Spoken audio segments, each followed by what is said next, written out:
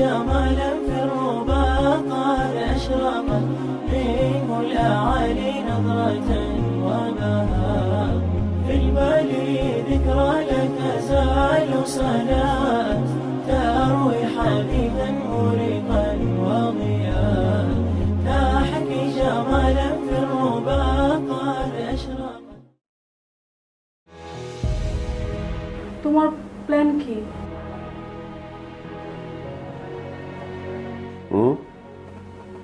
মানে কি? ও বললাম এই কারণে যে তুমি কি বলতে চাইছো সেটা বলো। আচ্ছা, মুখের সামনে এরকম পত্রিকা ধরে রাখলে তুমি বুঝতে পারবে আমি কি বলতে চাচ্ছি? আর রাতের বেলায় কেউ পত্রিকা পড়ে? শোনো, আমাদের এই শহরে সবাই এত ব্যস্ত যে তারা সকালবেলার খবর বাসি হতে দেয় না, সকালবেলায় পড়ে। আর আমি একজন ব্যাকডেটেড মানুষ, তাই আমি সকালবেলার খবর পুরনো করে রাতের বেলায়।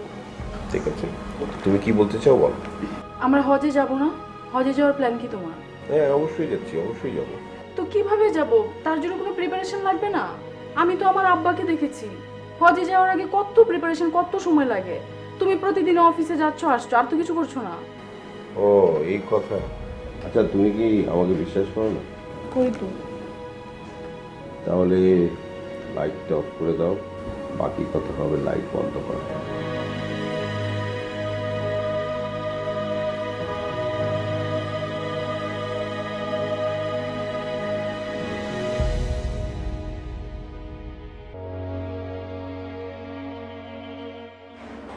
আমি অফিসে গেলাম। অফিসে ছুটি নিয়েছিস? কতদিনে? না, এখনো নেইনি, দুদিন পর নেব। তা তো আরো দেরি হয়ে যাবে বাবা। তুই কোন এজেন্সির সঙ্গে কথা বলেছিস? এজেন্সি সম্পর্কে সম্পূর্ণ খবর নিয়েছিস তো? হ্যাঁ বাবা, ও খবর নেওয়া হয়ে গেছে। আর তুমি একদম চিন্তা করবে না, এবার আমার হজ কবুল হবে। সময় যে চলে যাচ্ছে বাবা। একদম এ নিয়ে টেনশন করো না বাবা। আল্লাহ আমাকে যখন যেখানে রাখবেন ঠিক সময় মতো সেখানে গিয়ে হাজির হবে। আলহামদুলিল্লাহ। অফিসে যাই? হ্যাঁ, বুঝলাম। ঠিক আছে, অফিসে যা।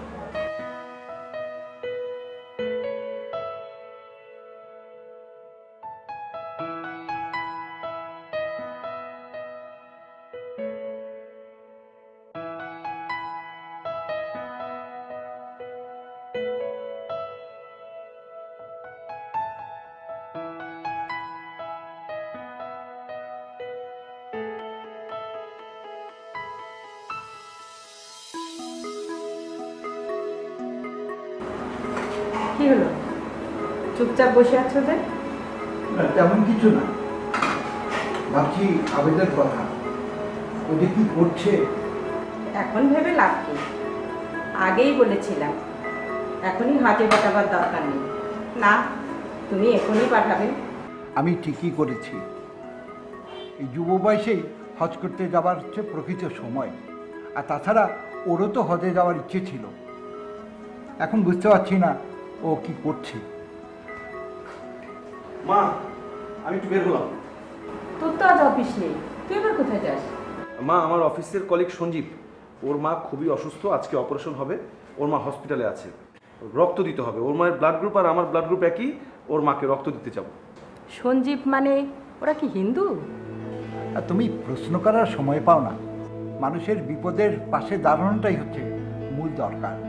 আর তাছাড়া কার কি ধর্ম এটা তো পরেও বিচার বিশ্লেষণ করা যাবে। বাবা, বাবু তুই যা বাবা। হ্যাঁ বাবা, আমি আসি। হ্যাঁ,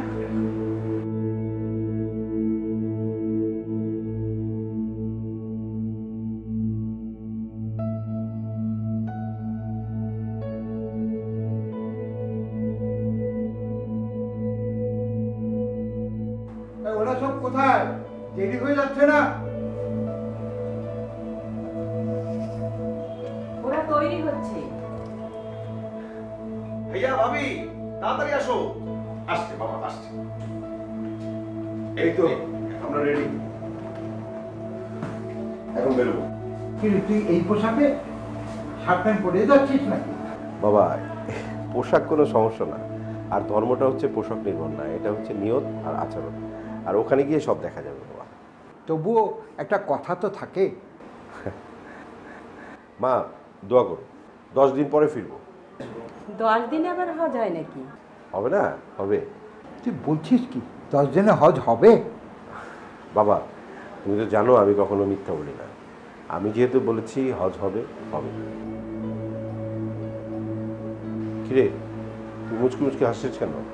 না ভাইয়া, এমনি হাসছি, মানে তুমি যাচ্ছ তো ভালো লাগছে। মা, বাবা বেরোন না। আব্বা আম্মা আসি তাহলে আমি। ভাইয়া ব্যাগটা আমি ধরছি।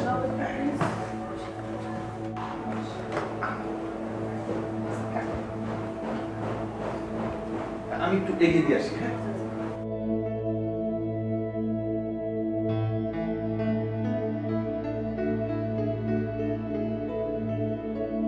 হে পরবর্তীগার, আমার ছেলে ও ছেলের বউকে আপনার দরবারে হাজির হওয়ার জন্য পাঠিয়ে দিলাম, এই যুব বয়সে বৌমা ও আমার সন্তানকে। আল্লাহ আপনি ওদের প্রতি রহমত বর্ষণ করুন, আমিন।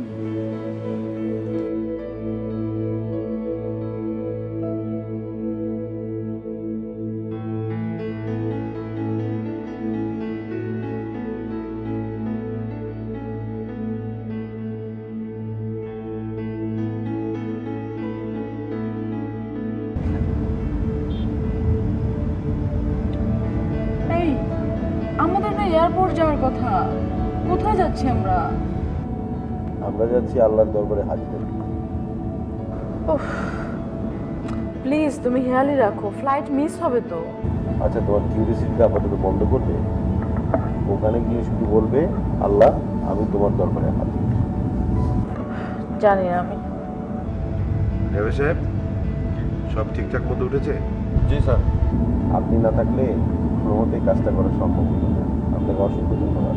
কি যে বলেন স্যার, এটা তো আমার কর্তব্য।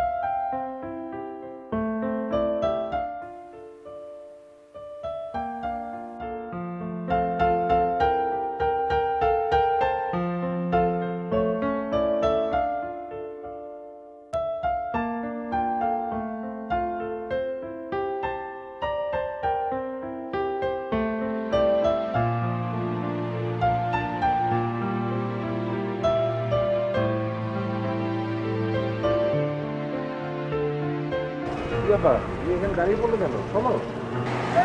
চলো মানে ট্রাকে উঠবো নাকি? আরে বাবা, ট্রাকে করেই তো যাবো।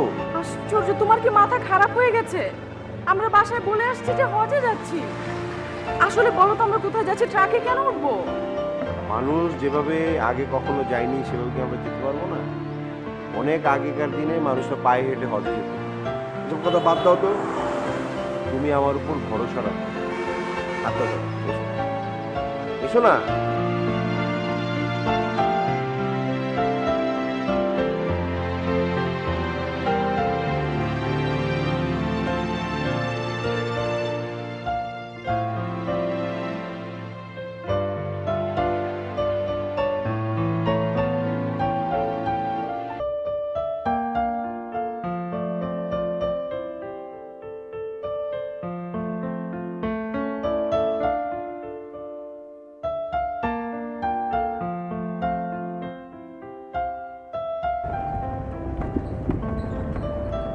তার মানে কি আমরা ট্রাকে করেই হজে যাচ্ছি? হ্যাঁ, আর একটু তোমার কষ্ট হতে পারে। আল্লাহর পথে যেতে হলে একটু তো কষ্ট করতে হবে। আমরা আসলে হজে যাচ্ছি না, কারণ ট্রাকে করে কেউ হজে যায় না। তুমি মিথ্যে কথা বলছো, তুমি সবাইকে ঠকাচ্ছ। না, আমি মিথ্যে বলি না। আমি কাউকে ঠকাচ্ছি না। আমি আসলে যাচ্ছি রংপুর। শোনো, তোমার একটু কথা বলি। এবার যারা হজে যাচ্ছে, যাদের যাদের হজ কবুল হবে, তাদের মধ্যে আমরাও শুধু ওখানে গিয়ে বলবে আপনার। রংপুর? রংপুর মানে আর সেখানে গিয়ে আমি লাভবাহিক কেন বলবো? সেখানে গেলেই বুঝতে পারবে। আর লাভবাহিক শব্দের অর্থ হচ্ছে আল্লাহ আমি হাজির। তুমি সেখানে যাবে, যাওয়ার পরে বলবে আল্লাহ তুমি আমাকে ডেকেছো, আমি তোমার দরবারে থাকবো।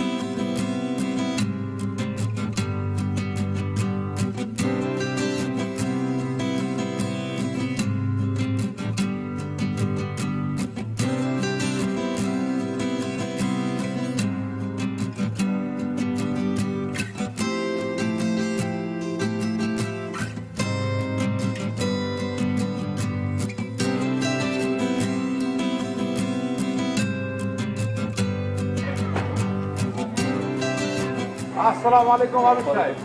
কোনো অসুবিধা হয় নাই তো? না না, আসতে তেমন কোনো সমস্যা হয়। হ্যাঁ, অনেক দূর থেকে আসলেন, অসুবিধা তো হয় নাই তো? দুপুরের কোনো খাওয়া দাওয়া কিছু করবেন না? না, আমার কোনো সমস্যা নেই। ইনফ্যাক্ট শায়লা হয়তো টায়ার্ড, ওর জন্য একটু খাবারের ব্যবস্থা করি। আমি আগে সব বিতরণ করে আসি। চিন্তা করেন না, আমার মেয়ে ফারহানা আছে, সব ভাগবটা করে দেবে। ও, আমি আসলে ভাগ বাটোয়ারার কথা বলিনি, আপনি কিছু মনে করবেন না। না না, আমি কিছু মনে করিনি। এই ফারহানা আছে, ও সব কিছু বন্টন করে দেবে। এ হচ্ছে ফারহানা, আর ও হচ্ছে ওর ছাত্রী সঞ্জিতা। আমি ফারহানা আপার পার্ট টাইম স্টুডেন্ট আর ফুল টাইম সেক্রেটারি। বাহ, তুমি তো খুব সুন্দর করে কথা বলো। আপনারা অনেক দূর থেকে এসেছেন, আগে বাসে গিয়ে ফ্রেশ হয়ে রেস্ট নেন। না না, আমার জন্য ভাববেন না, আমি আসলে এগুলো আগে বিতরণ করে নিই, তারপর। তা হবে না ভাই, আমি ট্রাক পাহারা দিচ্ছি। বাবা, তুমি ওনাদেরকে বাড়িতে নিয়ে যাও। আচ্ছা, যাও যাও যাও যাও। আচ্ছা, বাকি ট্র্যাকগুলোর খবর কি মাঝে মাসে? ওইগুলো ট্রাক নিয়ে তোমার কোনো চিন্তা করার লাগবে না, ওগুলো রাইতের মধ্যে সব আসি পড়বে। এবার চলো বাড়ির ভেতর চলো, আইসো। আপনার মেয়ে কিন্তু খুব অ্যাক্টিভ। হ্যাঁ হ্যাঁ হ্যাঁ হ্যাঁ, মা আইসো আইসো আইসো।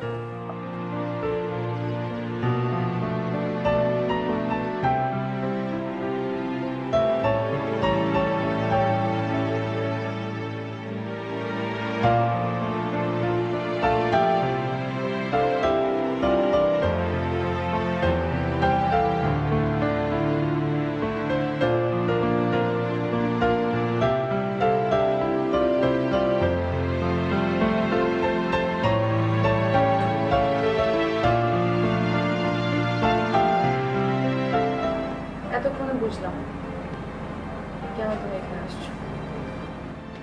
বোঝার জন্য ধন্যবাদ। তুমি আসলে মানসিক হয়েছে। আরে না না, কি বলছো? আমি মানুষ, শুধুই মানুষ।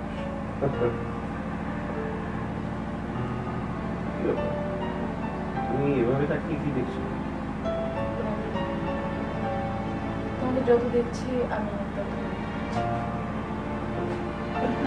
তো জানো, আমি যে কাজটা করলাম এটা একটা ব্যবসা। আমি ব্যবসায়ী ছেলে তো, তাই ধরতে পারো এটা আমি ধার দিলাম। ধারের ব্যবসা? এই দুর্ভিক্ষের দেশে কাকে ধার দিচ্ছ তুমি? আমি মহান আল্লাহ তাআলাকে ধার দিচ্ছি। তওবা তওবা তওবা, কি বলছো তুমি এসব? আল্লাহকে ধার দিচ্ছ মানে? আশ্চর্য, তওবা কাটবো কেন? আল্লাহ নিজেই তো আমাদের কাছে ধার চেয়েছেন। তোমার কি মাথা খারাপ হয়ে গেছে? আল্লাহ বলেছেন তাকে ধার দিতে? আশ্চর্য, মাথা খারাপ হবে না। কোরআন খুলে দেখো, সূরা বাকারার 245 নম্বর আয়াতে আল্লাহ নিজেই বলেছেন এমন কে আছে যে আল্লাহকে দিবে উত্তম কর্য, আর আল্লাহ তাকে দ্বিগুণ বহুগুণ করে দেবে। আশ্চর্য, দেশেরই বিপদের সময়ে কেন এই আয়াত সব মানুষের কাছে পৌঁছে দেওয়া হচ্ছে না? তাহলেই তো বিত্তবান মানুষেরা দরিদ্র মানুষের পাশে দাঁড়াবে। তুমি একদম খাঁটি কথা বলেছো। তুমি ঢাকায় গিয়ে পড়ে দেখো, সূরা মুজাম্মিল আয়াত 20, আত-তাগাবুন 17, আল হাদিদ 11। সেখানে আল্লাহ বলেছেন, আল্লাহকে উত্তম ঋণ দাও, যদি তোমরা উত্তম ঋণ দাও তবে আল্লাহ তোমাদের জন্য তা দ্বিগুণ করে দেবে। কে সেই ব্যক্তি যে আল্লাহকে উত্তম ধার দেবে, এরপর তিনি তা বহুগুণে বৃদ্ধি করবেন এবং তার জন্য রয়েছে উত্তম পুরস্কার। তাহলে ভেবে দেখো, আমরা যে এই যে সামান্য কিছু মানুষকে দিতে পারলাম, এর জন্য আল্লাহ খুশি হয়ে আমাদেরকে অনেক অনেক অনেক সওয়াব দান করবেন। আর আজকে যে এটা আমরা করতে পারলাম, এটা শুধু আমার জন্য না, তোমার জন্য। তবে হ্যাঁ, আমি প্রবেশ করছি, আমার এই পুরো সওয়াবটা আমি তোমার বুঝতে পেরেছি? হ্যাঁ।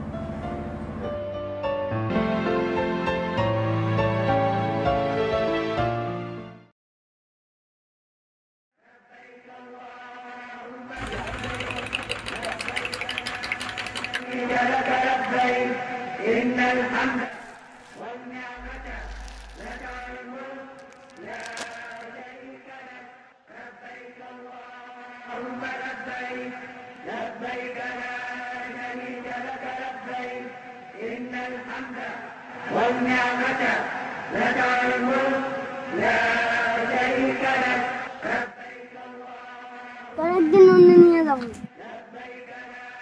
তিনি ভাত আছে।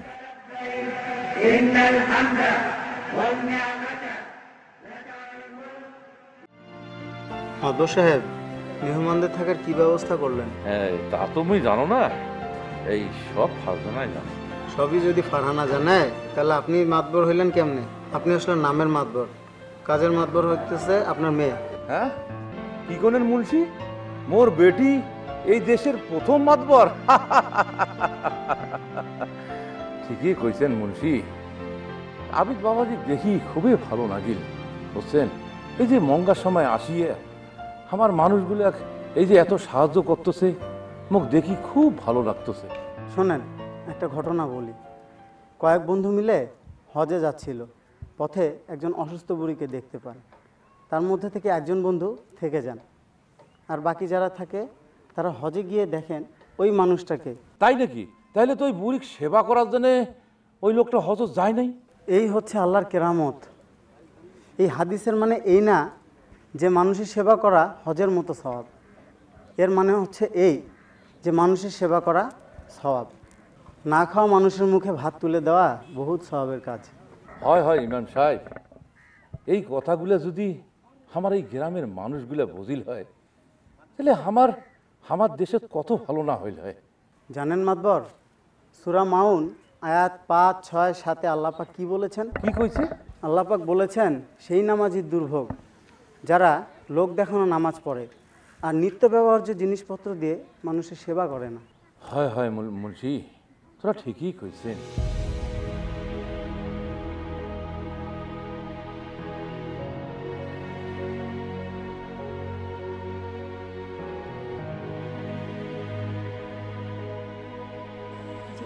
আপনারা কি এই এলাকার? হ্যাঁ, কেন? আচ্ছা, এখানে ত্রাণ দেয়া হচ্ছে কোথায়? আপনাকে দেখে তো ত্রাণ দেওয়ার মতো মনে হচ্ছে না। আপনি কি ত্রাণ দিবেন? দেখুন, আমাকে দেখে কি মনে হচ্ছে এটা আলোচনার বিষয় না। আমি জানতে চাচ্ছি এখানে ত্রাণ দেয়া হচ্ছে কোথায়। আপনি এভাবে কথা বলছেন কেন? তোমরা আমার এলাকাতে আসি আমাদের সাথে ঝগড়া করছেন। আচ্ছা, আপনি কাকে চাচ্ছেন? আমি আবিদ ভাইয়ের ছোট ভাই বাবু। আপনি আবিদ ভাইয়ের ছোট ভাই? জি। কিন্তু আপনাকে দেখে তো মনে হচ্ছে না। আচ্ছা, একটা কাজ করি, আপনাকে আমরা বাড়িতে নিয়ে যাই, আবিদ ভাইয়ের সাথে আপনি কথা বলেন। আবিদ ভাই যদি আপনাকে আবিদ ভাই ছোট ভাই বলে, আমাদের কোনো সমস্যা নেই। চলুন। জি চলুন।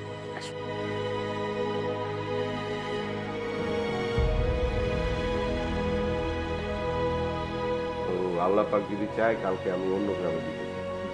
আচ্ছা মাদবর সাহেব, ভালো কথা। ওই যে আমি যে একবেলা খাবারের কথা বলেছিলাম যে সবাইকে একবেলা খাওয়া দিতে, সেটা কি করে? আরে ওগুলো নিয়ে তোরা চিন্তা করেন না।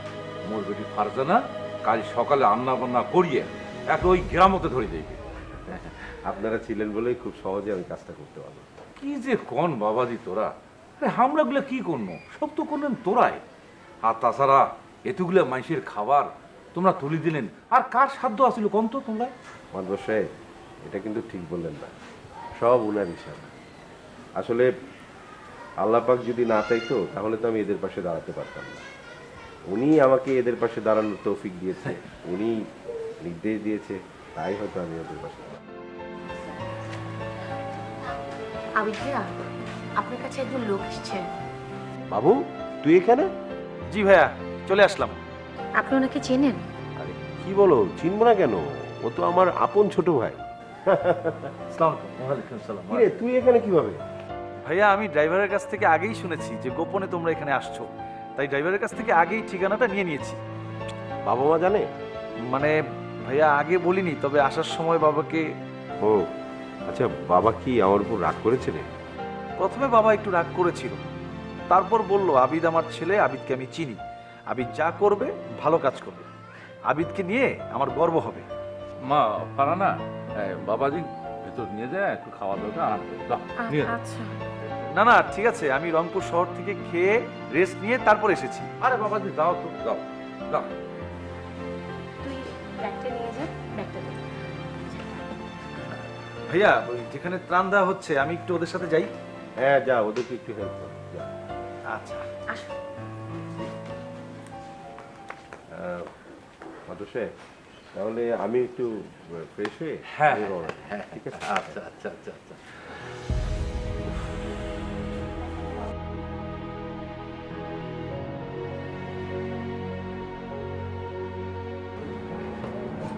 ও তুমি এখন রেডি হয়নি? শোনো, বাবু এসছে। কি বাবু? হ্যাঁ, ওই পাগলটা ড্রাইভারের কাছে খবর নিয়ে এখানে চলে এসেছে। কি বলো, কোথায়? কোথায় আবার? মাঠে। শোনো, মাঠে সবাই আমাদের জন্য অপেক্ষা করছে, চলো। আচ্ছা, আমি ওকে যাবো এখন। শোনো, তোমাকে একটা কথা, তুমি যদি ওখানে নিজে দাঁড়িয়ে থেকে ওই বিপদগ্রস্ত মানুষদের পাশে গিয়ে দাঁড়াও, তাহলে তাদের মুখে যে পরিমাণ হাসি ফুটে উঠবে, সেই হাসি যদি তুমি দেখো, মানে এটা বোঝানো যাবে না যে সে কি আনন্দ, এটা মানে ব্যাখ্যা করে বোঝানো যাবে।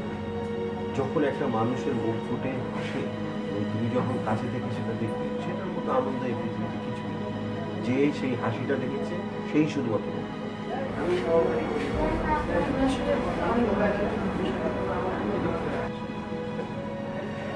তোমার সৌভাগ্য যে তুমি এরকম একজন ভালো মানুষের স্ত্রী। ও, এখন ভাব নিচ্ছ? আমি আমি তোমার কাছে ভাবি অসম্ভব। আমি তো সবসময় তোমার ভালোবাসা আর তোমার আশ্রয় পেতে কাঙাল হয়ে দাঁড়িয়ে আছি। আসলে আমি তোমার কাছে খুবই খুবই একজন অভাব মানুষ। ছি, এইভাবে বলো না। ছি কেন? তোমার কাছে আমার অভাবী হতে ভালো লাগে। তোমার কাছে ভালোবাসা, এই যে আদর যত্ন, এটা যে ভিক্ষে চাই, এটা কিন্তু আমার অহংকার। আচ্ছা থামবে তুমি? আমি কিন্তু মাত্র চোখে কাজল দিয়েছি, এখন কান্নাকাটি শুরু করবো, আমার কাজল নষ্ট হবে। থাক থাক, কাঁদতে হবে না। বিবাহিত মানুষের মাঝে মাঝে সুখের কান্না কাঁদতে হয়, সেটা সময় মতো। এখন চলো তো, চলো তো। একটু বসো, আমি চুটে বেঁধে আসি। তাড়াতাড়ি বলো।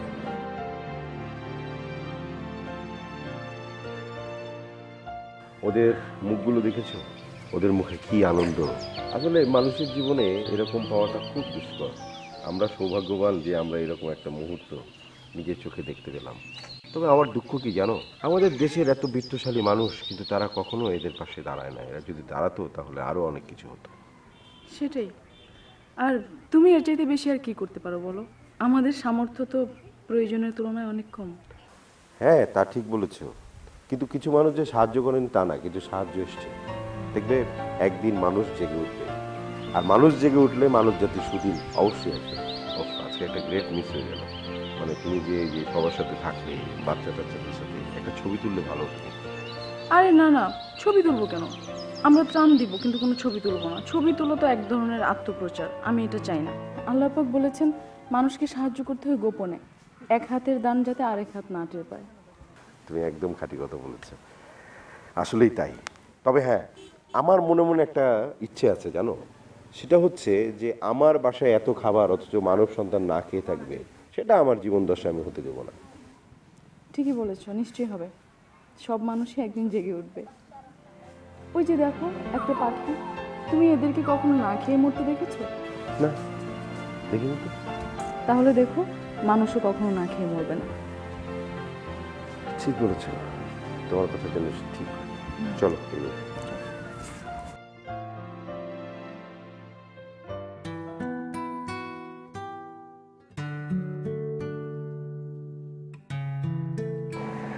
বসে সারাদিন আপনাদের অনেক কষ্ট দিলাম। বাবাজি, আমরা গ্রামের মানুষ, আমার কোনো কষ্ট নাই।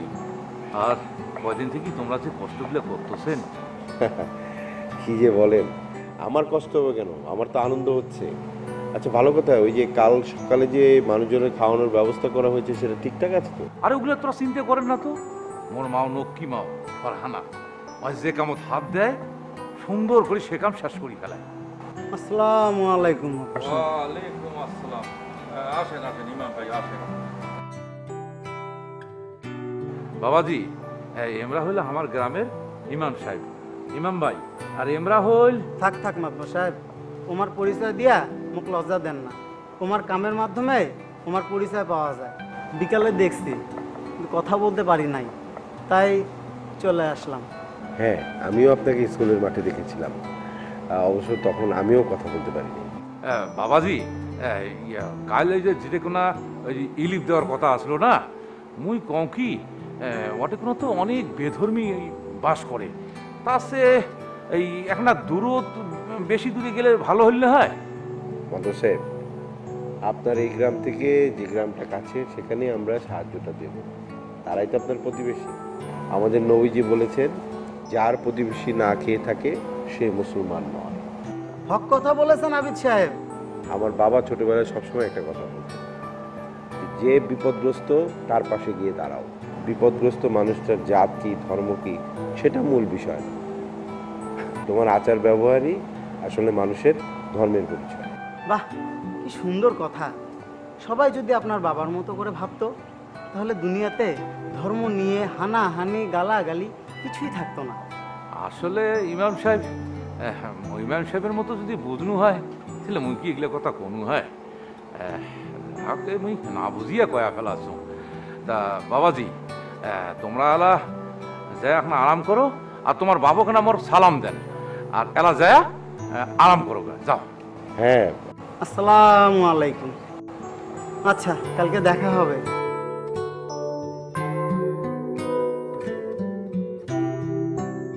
এক অরূপের অজস্র রূপ, বড্ড লাগায় গন্ডগোল। সবার চোখে একই রঙের চশমা, তাও কেউ পায় না টের। সবাই একই রঙের দেখি, একই মুখ একই রঙের। দুই চশমা মিললে মধুর, আসসালামু আলাইকুম সুপ্রভাত। না মিললে দুঃশালাকে মাশালাকে সূত্রপাত। আসল সত্য কোথায় থাকে, কে জানে তার হয় কি রূপ। বিশ্বাসেরই সত্য সবাই, হয়তো খুশি নয় বিরূপ। মাতাল ভাবে সে ঠিক আছে, দুনিয়াটা খাচ্ছে টাল। বিশ্বাসেরই সত্য খেয়ে আমরা সবাই পার মাতাল। বাহ, বিশ্বাসেরই সত্য খেয়ে আমরা সবাই পার মাতাল। মজার কবিতা তো, খুবই ভালো লাগে। লুকিয়ে লুকিয়ে মানুষের কথা শোনা হচ্ছে, লুকিয়ে কথা শোনা কিন্তু একদমই ভালো না। কথা তো শুনি নাই, শুনলাম কবিতা, মজার কবিতা কিন্তু। আচ্ছা, এটা কার লেখা? মজার কিন্তু সত্য কবিতা, ফতে মোল্লার লেখা। ফতে মোল্লা? হ্যাঁ, এটা কোনো নাম হলো? ওটা ওনার ছদ্মনাম, আসল নাম কি জানি না। আমার ধারণা ছিল আপনি শুধু বাড়ির কাজ আর লোকজনের যত্ন নিতেই জানেন। এখন দেখছি আপনার শিল্পবোধ প্রবল। আপনি একটু বাড়িয়ে বলছেন না? একদম বাড়িয়ে বলছি না, আমি সত্যি খুব অবাক হয়েছি। কেন, গ্রামের লোকজনের কি কবিতা পড়তে নেই? তা থাকবে না কেন? তাহলে? আমার ধারণা ছিল এইসব বই এদিকে পাওয়া যায় না। আপনার ধারণাটাই সত্যি। এই বইটি আমি ঢাকা থেকে নিয়ে এসেছি। আপনি ঢাকায় গিয়েছেন? কেন যাব না, আমি তো ঢাকায় পড়াশোনা করেছি। বলেন কি? মাস্টার্স পরীক্ষার সময় আমার মা মারা যান। পরীক্ষা শেষে ভাবছিলাম কি করব। তারপর বাবা তো গ্রাম ছেড়ে যাবে না, আমিও ভাবলাম বাবাকে ছেড়ে থাকা আমার পক্ষে সম্ভব না, তাই গ্রামে চলে আসলাম, স্কুল খুললাম, আর বাকিটা তো দেখতেই পাচ্ছেন। রিয়েলি অ্যাপ্রিশিয়েটেবল। বাবার জন্য এমন স্যাক্রিফাইস কেউ করে না। আমি কারোর জন্য কিছু করিনি। বুঝলাম না ব্যাপারটা। আমি নিজের জন্য এসেছি। নিজের জন্য? নিজের জন্য নয়তো কি। বাবাকে ছেড়ে থাকা আমার পক্ষেও সম্ভব ছিল না, আর তার থেকে বড় হচ্ছে আমার স্বপ্ন, গ্রামের মানুষকে শিক্ষিত করে তোলার স্বপ্ন, গ্রামের নারীকে শিক্ষিত করে তোলার স্বপ্ন। তাই গ্রামের সব মানুষকে নিয়ে আমি এই ছোট স্কুলটা গড়ে তুলি। নিজের জন্য করলেন কোথায়? স্কুল তো সবার জন্য, তাই না? তা হয়তো, কিন্তু আমি নিজের জন্য করেছি, নিজের মনে শান্তির জন্য করেছি। গ্রামে না কোনো স্কুল ছিল না, গ্রামের বাচ্চারা পড়ার ইচ্ছা থাকা সত্ত্বেও পড়তে পারতো না। ওদের কষ্ট দেখলে না আমার নিজের কষ্ট হতো, ভাবলাম আমি কেন কষ্ট পাবো। তাই আমি গ্রামের সব মানুষের সহযোগিতায় এই স্কুলটি গড়ে তুলেছি। আপা, চাচা আপনাদের খাইতে ডাকছে। বাবাকে গিয়ে বল আমি আসছি। আসতেছি না, আমার সাথেই যাইতে হবে। চল। চলো।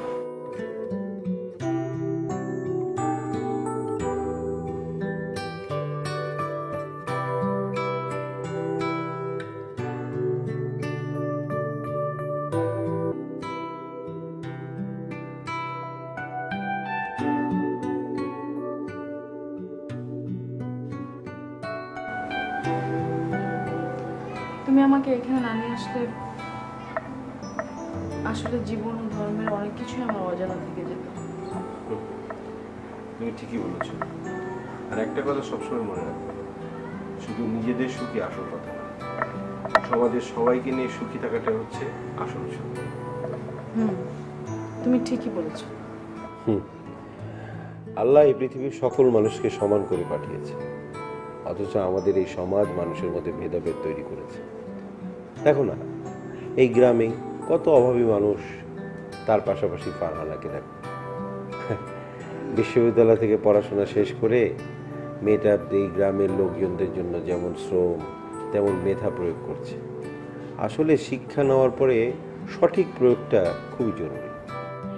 আচ্ছা, ফারহানার কথা বলে কিন্তু ভালো করেছো। আমার একটা কথা মাথায় আসছিল। কি কথা বলো? না মানে, ফারহানা মেয়েটাকে তোমার কেমন লাগে? হ্যাঁ, ভালোই তো। হ্যাঁ, মেয়েটার দায়িত্ববোধ আর আচার আচরণ আমি যত দেখছি তত মুগ্ধ হচ্ছি। হ্যাঁ, তুমি ঠিকই বলেছো। এই জামানে এইসব মেয়ে খুব সহজে চোখে পড়ে না। আমি একটা কথা ভাবছিলাম, কিন্তু কি করে যে বলি। কি কথা বলো? না মানে বলছিলাম কি, আমাদের বাবুর তো বিয়ের বয়স হয়েছে, ফারহানাকে বাবুর বউ হিসেবে কেমন লাগবে? হ্যাঁ, কথাটা তুমি ঠিকই বলেছো, তবে বাবু আর ফারহানার মতামত তো নিতে হবে। হ্যাঁ, তা তো অবশ্যই, সেটা জানা যাবে। তুমি তাহলে একটু ফারহানার বাবার সাথে কথা বলো। ঠিক আছে, আমি কথা বলে দেব।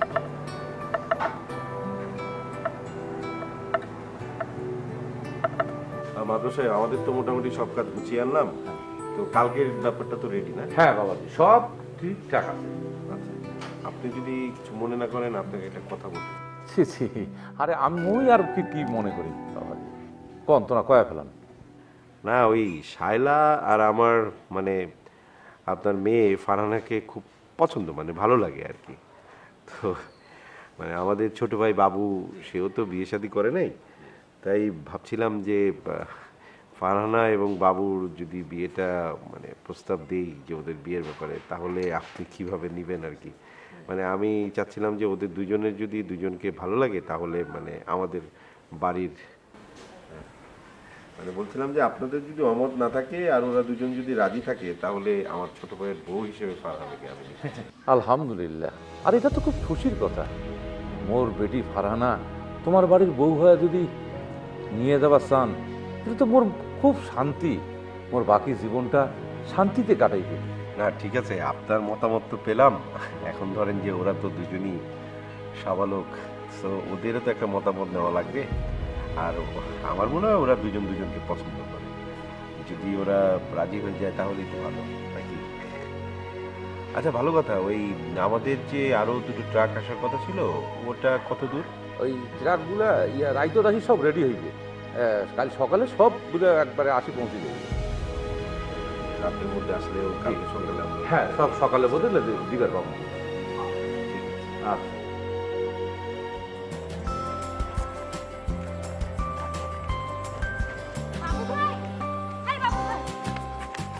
একটা খবর আছে। কি খবর জানেন? আবিদ ভাই আর হচ্ছে মাতবর চাচা আপনার আর আপনার বিয়ে ঠিক করতেছে। আমার খুব খুশি লাগছে। আচ্ছা ঠিক আছে, তুমি যাও, তুমি বাসায় যাও, পরে কথা বলবো। খবরটা আপনাকে দিতে আসি। আচ্ছা ঠিক আছে, তুমি যাও, বাসায় যাও।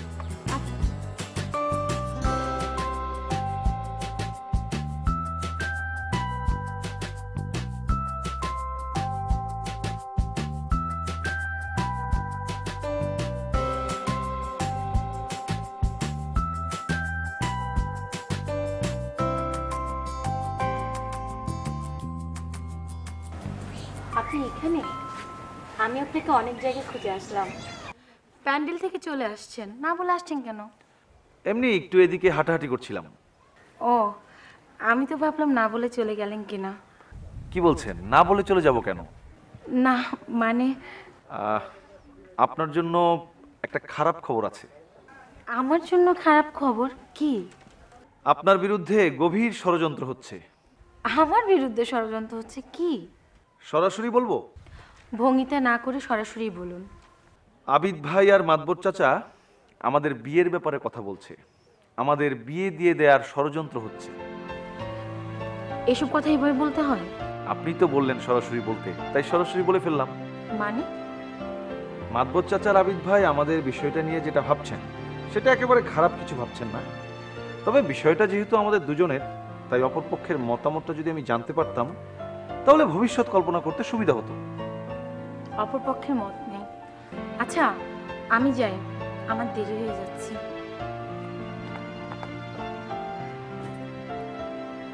অপরপক্ষ আপনাকে পছন্দ করেছে, তবে আমাকে একটা কথা দিতে হবে। আপনি যদি তার স্বপ্নের স্কুলটা না ছেড়ে যেতে বলেন, তার স্কুলের জন্য সহযোগিতা করেন, তাহলে আমি বিষয়টা ভেবে দেখব। যদি আপনাকে নিয়ে স্বপ্ন দেখার অধিকার পাই তাহলে আপনার স্কুল নিয়েও আমি স্বপ্ন দেখব।